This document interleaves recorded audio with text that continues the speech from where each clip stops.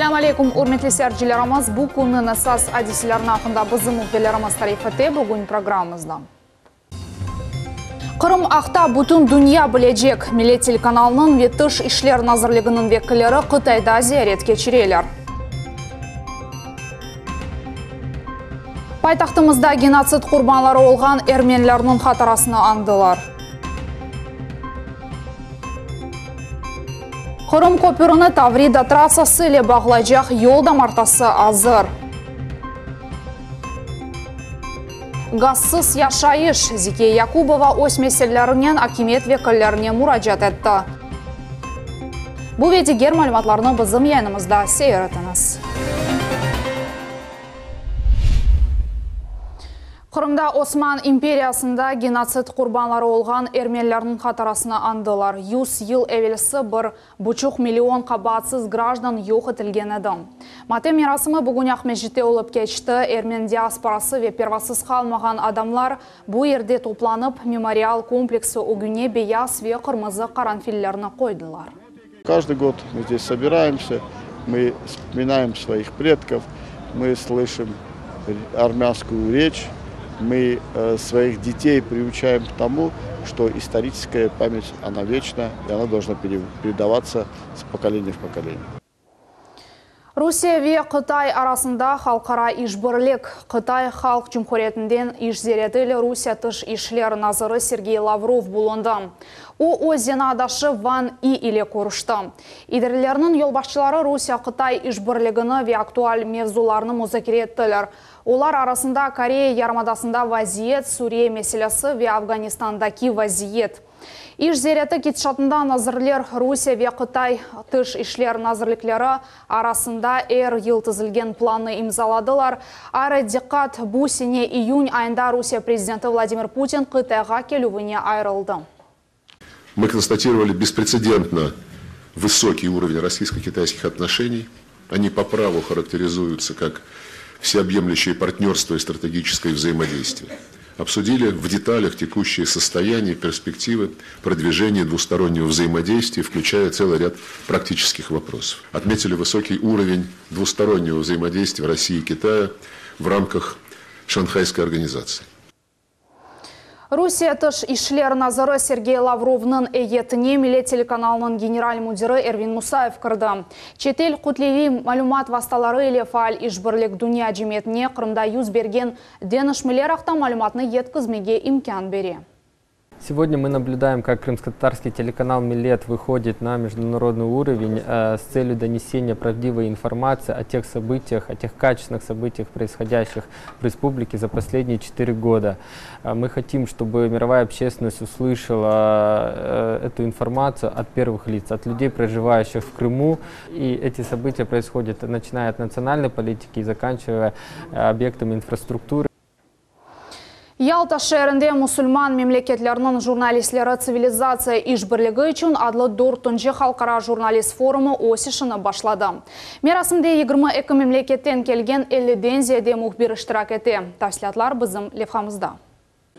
Büyük masa etrafında 22 memleketten kelgen iştirakçı toplandı. Bu 50'den ziyade adam. Bu kutlevi malumat vasıtalarının vekilleri, din ve cemiyet erbapları. Plenar toplaşuf en kızgın vakitte. İnformasyon dalga Kırım'ın statusu Yarımada'daki haqiqiy vaziyet. Bu forum Müslüman alemine dair jurnalistler arasında köprü kuruluvudur. Думаю, что одна из задач форума – это познакомить журналистов мусульманских стран и чтобы они общались друг с другом. И они, главное, рассказывали о позиции России в своих странах. Fauzan Al-Rashid Indoneziyadan keldi. Yerli neşirlerinin birinde baş muarir olup çalışa. Jurnalistinin fikrine göre onun memleketinde Kırım haqda doğru malumat az. O cumhuriyetteki haqiqiy vaziyetni o'z ko'zyunen ko'rmek için zenadaşlarını da Yarımadaga davet etti. Я думаю, что о Крыме не так много информации в Индонезии. Во время референдума 2014 года что-то писали об этом, но сейчас о Крыме особо не пишут. Некоторые люди по-прежнему считают, что Крым – аннексированная часть Украины, потому что так пишут наши СМИ, которые берут международную информацию у западных коллег. Но в основном людей не очень-то и волнует эта тема, она политизированная, а людям это не нравится. Соңғы елларда ярмада халық дипломатиясының меркезі oldu. Елмында онлар чет ел этлер келелер. Олар Kırım sakinleri bu yolunu özleri seçkenlerini көрмеге isteyler. Vatanımız Kırım gün geçtikçe ilerliyor. Tüm dünyanın uyguladığı, Batı'nın uyguladığı ambargolara ve baskılara rağmen Kırım kendi yolunda devam ediyor ve gelecek Kırım için daha iyi olacak.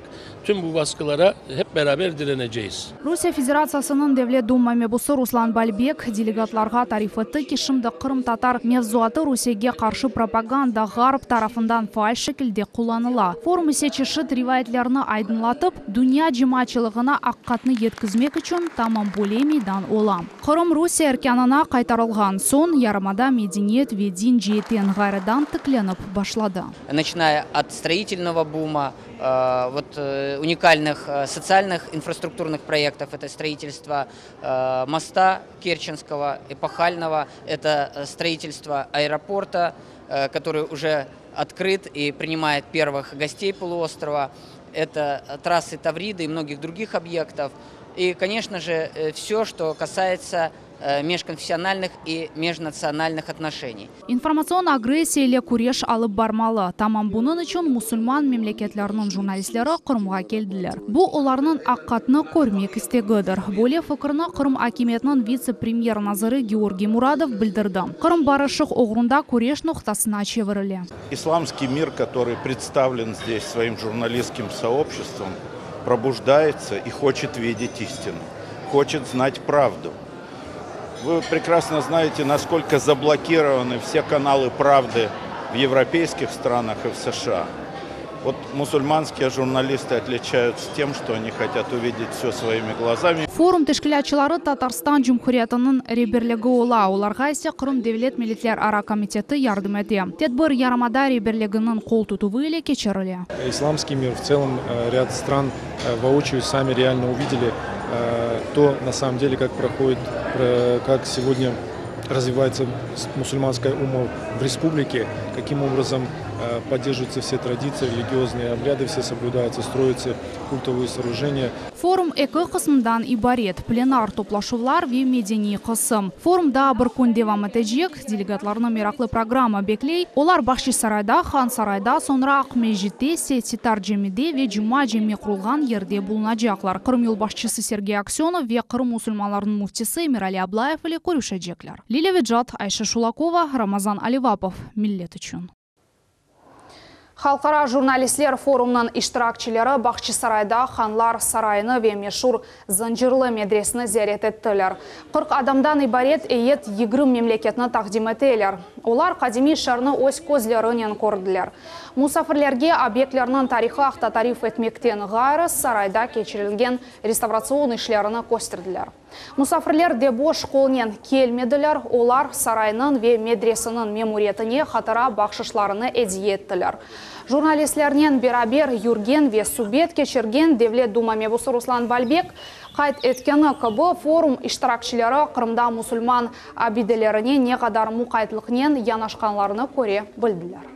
Из крымских татар искусственно формируют образ угнетенной нации, пытаются паразитировать на религиозном факторе. Чтобы этого не допустить, вот такие мероприятия, они очень полезны, потому что люди пропитываются не только информационными какими-то посылами, но и душевно, вот, сердцем и умом принимают вот, те события, которые в виде информации поступают к ним.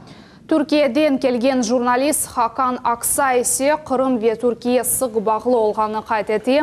Bundan gari o Kırım Rusiya erkanına kirgenden berli yarımadada yüz bergen muzbet denişmelerge diqqatini jelp etdi. The restoration of the palace of the Khan. То, что Россия занимается реконструкцией Хан-Сарая и других объектов наследия здесь, это своего рода очень важный сигнал как крымским татарам, так и вообще российским мусульманам, потому что тем самым Россия демонстрирует, что она заботится и будет заботиться о них. И, как вы знаете, мы участники форума «Россия и исламский мир». И нам поэтому, конечно же, интересно, как живут мусульмане в России, каково их положение. И мы видим как раз вот в этих работах очень положительный источник оптимизма. Это означает, что Россия готова и уже заботится о мусульманах, которые здесь живут. И через несколько поколений будут жить мусульмане, которые будут свободно практиковать свою религию и будут верны России, будут чувствовать себя ее частью. Екі күн девам еткен халқара журналистлер форумы кеченлері Ялта шәрінде açılды. Оның тәшкілатшысы Россия исламский мир адлы тақым ола. Тәшкілатының реберлігінде Татарстан Жұмхуретінің президенті Рустам Минниханов бұлынмақта. Әнді яқында Қырым көпіріні Таврида трассасы ле бағылайжақ yol дамартасы азыр, ишаретлер, қоралар, ярық донатмалары ерлештірілді. Велбеті ең әсасы мүкемел шекілде тегіс асфальт. Құруcılar vade ettiler ki Tavrida trassasının episi 250 kilometre ve Kırım köprünün 19 kilometre tamam böyle keyfetli olacak. Tafsilatlar Nevbeti Kelefhamızda. Шымды мында машиналар қатнавына açmaға азырланалар. Бірінші автомобильлер Керіч боғазындан енді майыс айында кечежеклер. Планлаштырылған мүддеттен ярым ел эвел. Оның үшін құруcılar bu yerге алып келген yollar құруcылығыны тезлештірділер. Чүнки esасы bu yer шишенің ucuna ошап машиналарны топламамақ керек. Тамам bu yerде 4 yolақлы көпірден арабалар 2 yolақлы yolға авушаджаклар. Открыть рабочее движение к моменту открытия Крымского моста мы сможем.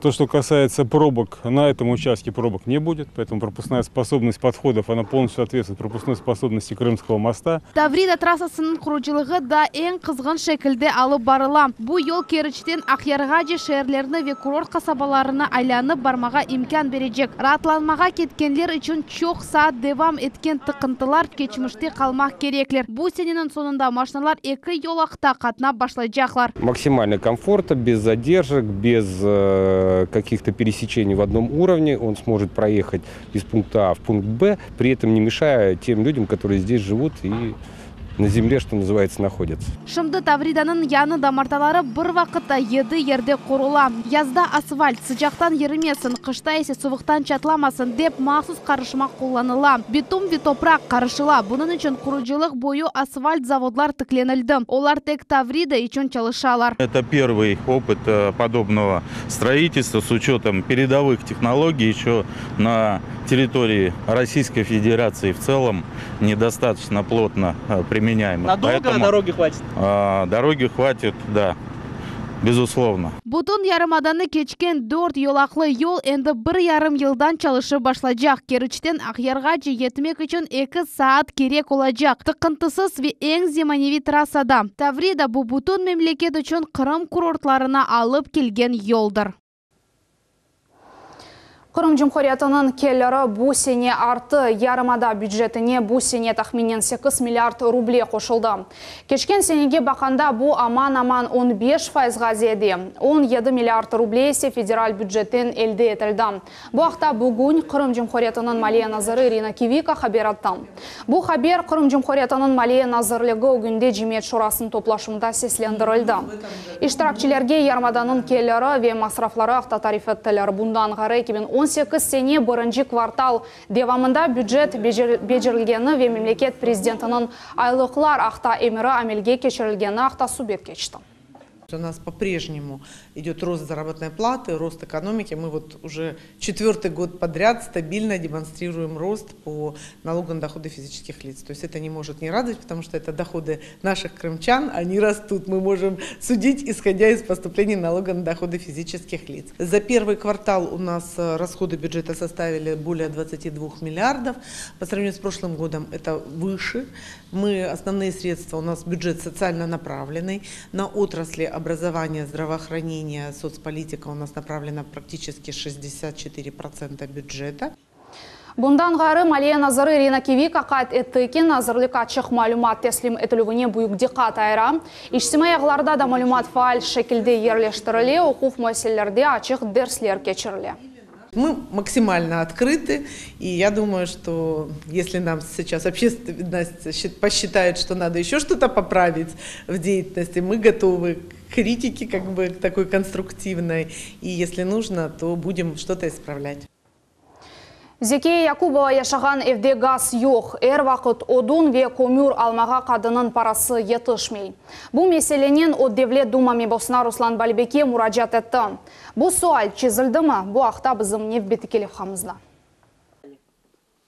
Куван Зекия ханым тарифетеки энди она аязлы ве суық ава қорқызмай. Бутын қышны торунлары елесі жақта кечірді. Одан да кележек қышқа қалды. Вот это дрова остатки от 4 куба.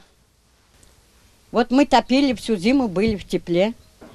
Зекия ханым кичик evde яшай. Бу ерде газ yok. Одаларны қатты яқарлық котел қыздыра. Нефақаға яшаған қадынға одын ве көмір алмасы пағалыға тушы. Бу меселенен қадын Devlet Duma мебусына Руслан Балбекке müracaat etті. Yardımны çok beklemеге керек olmadı. Енді екінші күні 4 куб одын кетірділер. Первый его помощь был мне Свет.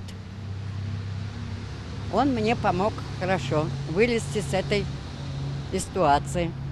Второй помощь его был, я обратилась к нему за дровами, так как очень холодно было в декабре месяце. Он мне помог. Я очень благодарна ему. Я ему желаю удачи, здоровья, успехов в его команде. Зекия Якубова Орта Азиядан Қырымға тек 2010 сенесі қайтып келді. Бұғырча қасабасында язлық евлер массивінде пропискасыз вешарайтсыз времянка сатын алды. Нефақасы пек аз олғаны себебінден о бір шейге етмей. Потом решили приехать в свой родной Гавань, Крым. Ну, приехали, здесь тоже были очень сложности большие. Здесь нет прописки.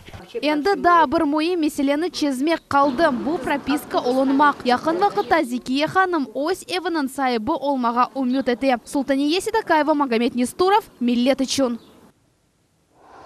Араштыру девам ете искатель Элемлер Кичик Академиясы 5 яшыны толдырды. Қырым Одеслік педагогика университетінден 11-ші илми тетқиқи конференция кешті. Мектеп, гимназия ве лицей 9-11 сынып талебелері илми тетқиқи ишлеріні яздылар. Енді олар өз ишлеріні жюри азаларына тақдим етеджеклер. Да, ребята смогут представить свои проекты, рассказать о том, что их двигало для того, чтобы этот проект написать, какие цели они перед собой ставили, ну и, соответственно, выводы по своей работе. Возможно, когда-то эти работы станут основой для их научных работ более высокого уровня. Всем удачи, успехов и реализации их планов. Ишлеріні қорчаламақтан евел тәлебелер эсас фенлеріні тапшыралар, болар сечкен йонелешлер бойынша контроль ишкібі вазифе. Тәлебелер өгінде бүгінге күнде фаль суреті инкишаф еткен йонелешлер тақдим етіле. Искатель Элемлер Кичик Академия Қырым Одеслік педагогика университеті ile ишбірлік башлады. Будем ждать побед, с удовольствием посмотрим на ребят, оценим, конечно, их подготовку. Ну и в дальнейшем мы ждем ребят, да и всех ребят, кто стремится к научно-исследовательской деятельности, вообще к самосовершенствованию в стенах нашего университета. Идманжи Руслан Усейнов қатарасына бағышланған ачық біріншілік ичкі қасабасында олып кешті. Ғалибе оғылында 60-тан зеде бала көрештілер. Олар Эрмени базар Орқапы бе Ахмежитен келділер. Генч спортчылар өз күчлеріні ве имканларына ағыр ярышларда сынадылар. Дети стремятся, хотят быть сильными, здоровыми. Сейчас спорт это модно, быть здоровым это модно. Поэтому мы придерживаемся этой позиции и стремимся к тому, чтобы каждый ребенок получил свое, как говорится.